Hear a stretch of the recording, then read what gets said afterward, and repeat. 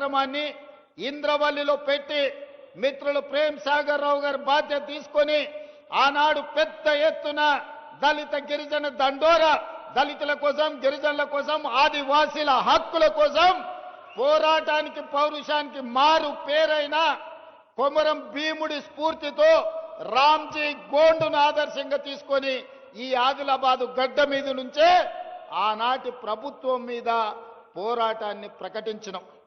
ఆ ఇంద్రవెల్లి స్ఫూర్తిగా 40 సంవత్సరాల పైగా ఆనాడు హక్కుల కోసం ఇంద్రవెల్లి ఆదివాసీలు పోరాటం చేసి ఎంతో మంది నేల కొరిగినరు. వాళ్ళందరినీ వాళ్ళ కుటుంబాలను గుర్తిస్తాం, ఆదుకుంటామని చెప్పి అదే విధంగా ఇంద్రవెల్లి అమరవీరుల స్తూపాన్ని పర్యాటక కేంద్రంగా ప్రకటిస్తామని ఆనాడు ప్రకటించడం జరిగింది. ప్రభుత్వం వచ్చిన తర్వాత మొదటి సంతకం ఇంద్రవెల్లి అమరుల స్తూపాన్ని పర్యాటక కేంద్రంగా ప్రకటించడమే కాకుండా ఆ కుటుంబాలకు ఇందిరమ్మ ఇండ్లు కట్టుకోవడానికి నష్ట పరిహారం ఇవ్వడానికి ఆనాటి అమరులను మన ప్రభుత్వం ఆదుకున్నది. అదే కాకుండా ఆనాడు ప్రేమ్ సాగర్ రావు గారు అన్నారు, మీ పాలమూరు జిల్లాను ఎట్లయితే అభివృద్ధి చేసుకుంటావో మా ఆదిలాబాదును కూడా మీరు దత్తత తీసుకోవాలి, ఆదిలాబాదును అభివృద్ధి చేయాలని మిత్రులు ఆనాడు చెప్పడం జరిగింది. నేను ఈరోజు ఈ వేదిక మీద నుంచి స్పష్టంగా ఆదిలాబాదు బిడ్డలకే కాదు 4 కోట్ల తెలంగాణ ప్రజలకు నేను చెప్పదలుచుకున్నా, 100% అత్యంత వెనుకబడిన ఆదిలాబాదు జిల్లాను అభివృద్ధి చేసే బాధ్యత రాష్ట్ర ముఖ్యమంత్రిగా నేను తీసుకుంటా. రాబోయే 2 నెలల్లో ప్రత్యేకమైన ప్రణాళికలు తీసుకొని ఇక్కడికే వచ్చి ఎంపీ నగేష్ గారు చెప్పినట్టు ప్రతి నియోజకవర్గానికి ఉమ్మడి ఆదిలాబాదు జిల్లా యొక్క అభివృద్ధికి సంబంధించి సమీక్ష సమావేశాలు కలెక్టర్లను వివిధ శాఖల అధికారులను అక్కడికే పిలిపించి రోజు మొత్తం సమీక్ష చేసి మీ సమస్యలకు పరిష్కారం చూపించి మీ అభివృద్ధి పనులకు నిధులను మంజూరు చేసే బాధ్యత నేను తీసుకుంటా. మళ్ళీ తొందరలోనే ఆదిలాబాద్కు వచ్చి అభివృద్ధి మీద సమీక్ష చేస్తా. అదేవిధంగా సాగునీరు ఆనాడు ప్రాణహిత చేవెళ్ల ప్రాజెక్టు 2007-8లో డాక్టర్ వైఎస్ రాజశేఖర రెడ్డి గారు తుమ్మిడిఏటి నుంచి మొదలుపెట్టి చేవెళ్ల వరకు 16 లక్షల ఎకరాలు 38,500 కోట్ల రూపాయలతో పనులను ప్రారంభించాడు.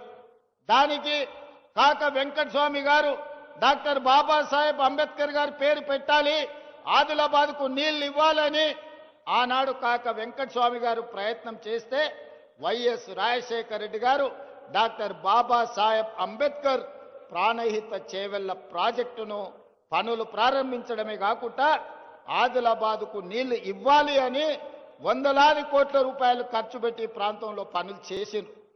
కానీ తెలంగాణ రాష్ట్రం వస్తే ఈ ప్రాజెక్టులు వేగంగా పనులు అవుతాయి, మీకు నీళ్లు వస్తాయని మేము అనుకున్నాం.